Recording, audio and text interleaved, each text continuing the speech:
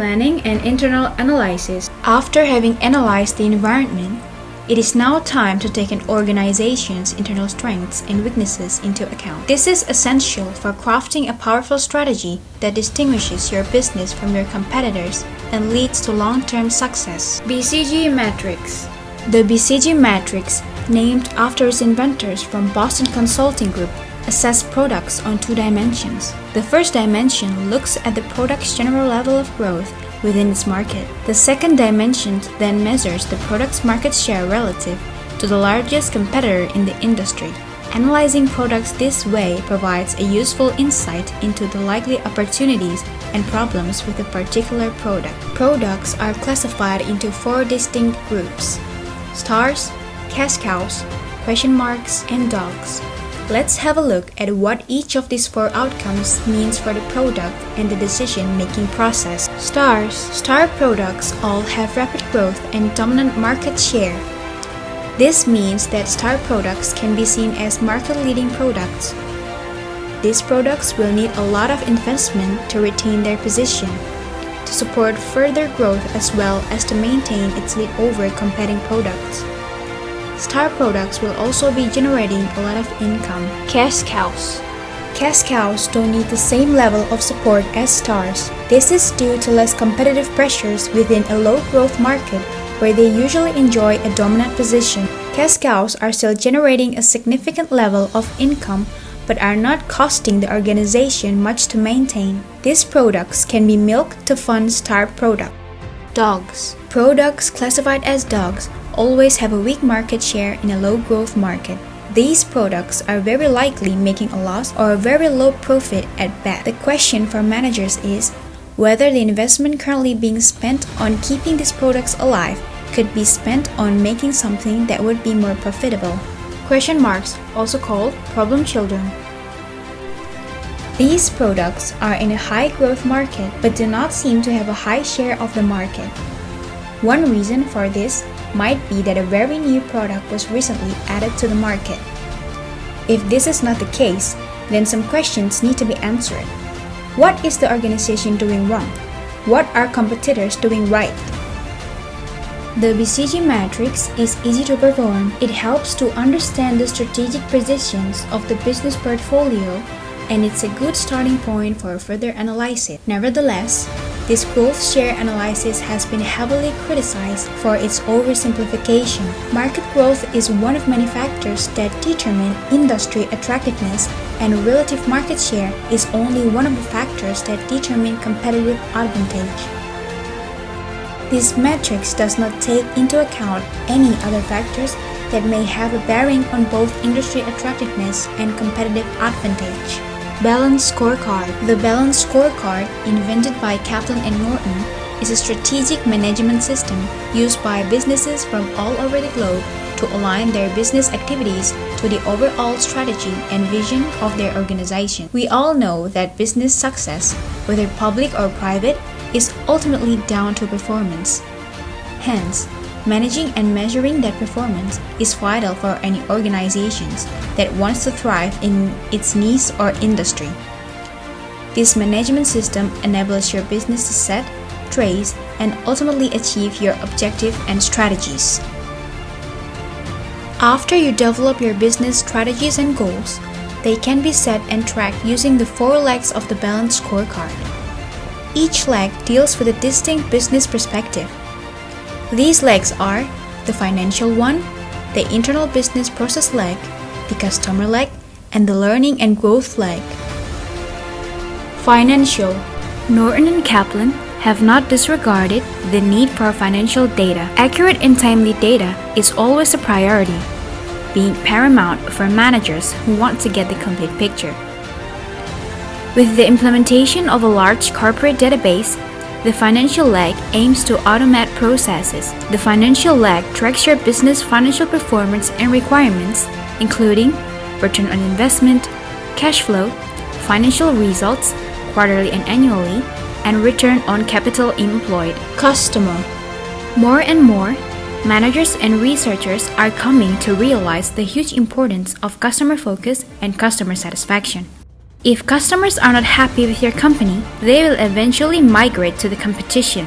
Hence, poor performance from the customer perspective is an indicator of decline. Some of the areas assessed by this indicator include customer retention rate, delivery performance to the customer percentage of market, customer satisfaction rate, and quality performance for the customer. Internal business processes. This perspective allows you to measure customer process needs, requirements, and procedures. Metrics based on this leg allow you to know how well your business is running and whether your services and products conform to your company's mission. Some of the areas that relate to internal business processes are process automation, process bottlenecks, duplicate activities across functions, number of activities per function, and process alignment.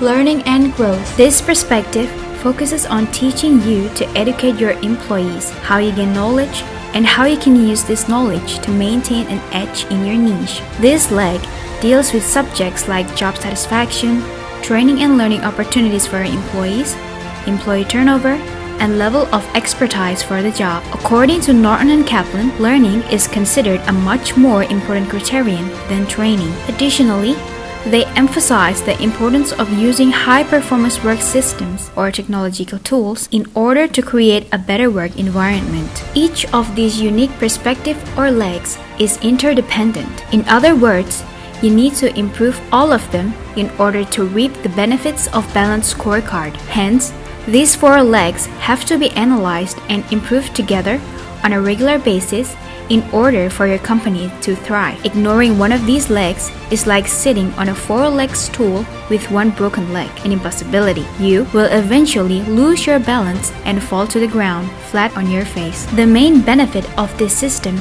is that it reflects all the elements that define a company's functions. This powerful management system also helps you study those areas where performance measurements are not normally present. However, there are a few downsides to using balanced scorecards. Scorecards tend to evolve into complex management instruments. Moreover, maintaining these scorecards is a daunting task which can take large amounts of time. SWOT analysis. SWOT analysis is a relatively quick way to look at organizational strengths, weaknesses, opportunities, and threats. The overall purpose of a SWOT analysis is to examine the internal and external factors that help or hinder you in achieving each of your objectives. Strengths and weaknesses are considered to be internal factors over which you have some measure of control. However, opportunities and threats are considered to be external factors over which you have essentially no control. In other words, the framework views all positive and negative factors inside and outside the firm that affect success. Strengths. Strengths are the qualities that enable us to accomplish the organization's mission. These are the basis on which continued success can be made and continued or sustained. Strengths are the beneficial aspects of the organization or the capabilities of an organization, which includes human competencies, process capabilities, financial resources, products and services, customer goodwill, and brand loyalty. Examples of organizational strengths are huge financial resources, broad product line, no debt, competent employees, etc. Weaknesses. Weaknesses are the qualities that prevent us from accomplishing our mission and achieving our full potential. Weaknesses in an organization may be depreciating machinery, insufficient research and development facilities, narrow product range, poor decision making, etc. Examples of organizational weaknesses are huge debts, high employee turnover, complex decision-making process, narrow product range, large wastage of raw materials, etc. Weaknesses are controllable. They must be minimized and eliminated.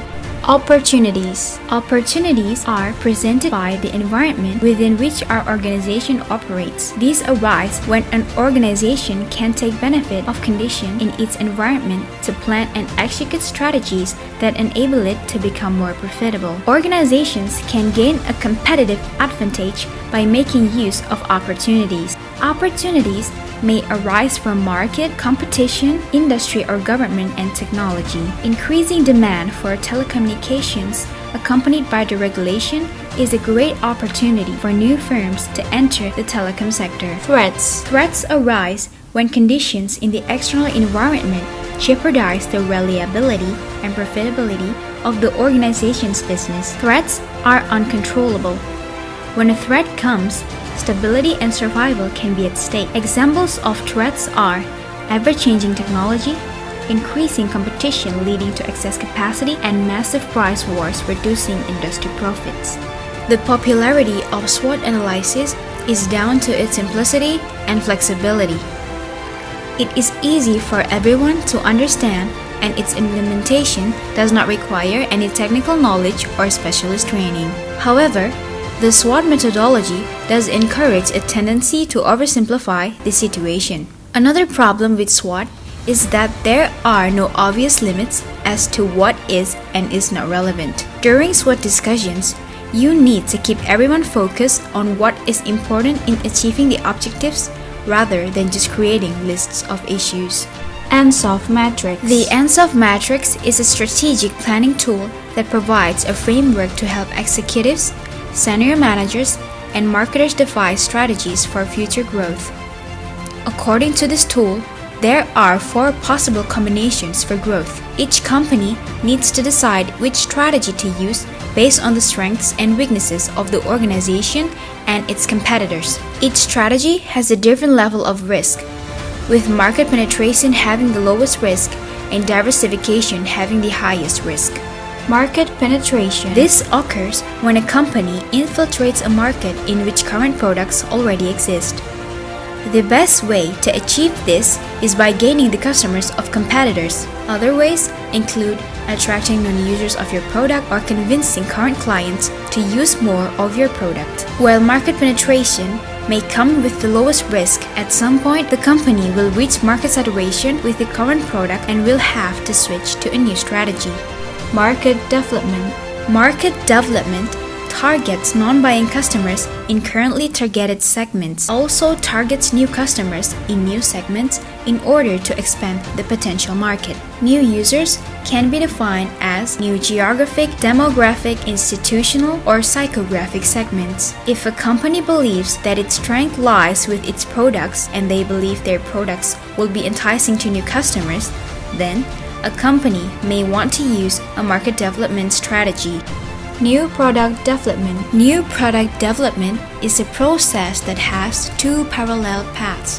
One involves the idea generation, product design, and detail engineering. The other involves market research and marketing analysis. Companies typically see new product development as the first stage in the overall strategic process of product lifecycle management is to maintain or grow market share. If a company believes that its strength lies with the customers, then they should consider a product development strategy. Diversification. Diversification seeks to increase profitability through greater sales volume obtained from new products and new markets. At the business unit level, diversification is most likely to expand into a new segment of an industry that the business is already in. At the corporate level, it is generally via investing in a promising business outside of the scope of the existing business unit. Because of the high risk involved with diversification, many marketing experts believe a company shouldn't attempt diversification unless there is a high return on investment.